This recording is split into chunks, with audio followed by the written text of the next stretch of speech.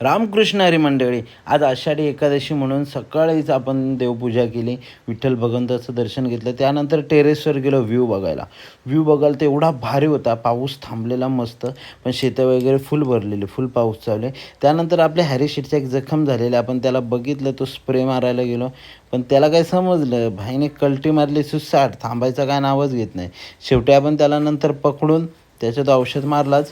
पण आज आषाढी म्हणून खर्डीला निघालो, आजोबांना त्या मंदिरात दर्शनासाठी घेऊन. पाऊस तर थांबलेला, गाडी काढल्याबरोबर एवढा जोरात पाऊस चालू झाला ना, ते काय नेहमीचंच असतं, कुठं निघालो की पाऊस चालू होतो. आजोबा आले, पटकन गाडीत बसले आणि आपण बाजारातून हार केळी वगैरे घेतले आणि मंदिरात पोचलो. मंदिरात मस्त तिकडच्या सगळ्या ज्या परिसरातल्या लेडीज आहेत त्या मिळून हरिपाठ चालू करतात.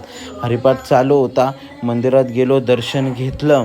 तुम्ही पण दर्शन घ्या, मस्त मूर्ती आहे बघा कशी. विठोबा रखुमाईचं मंदिर आहे, खर्डीला आहे. तुम्ही पण नक्की दर्शनाला जा. आजोबांनी पण देवपूजा केली. त्यानंतर बाहेर आलो तो पुन्हा जोरात पाऊस चालू.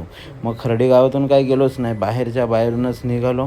तर दहीगावला पोचता एवढा जोरात पाऊस झालेला की इकडे महापूर, डायरेक्ट उलटं सुलटं.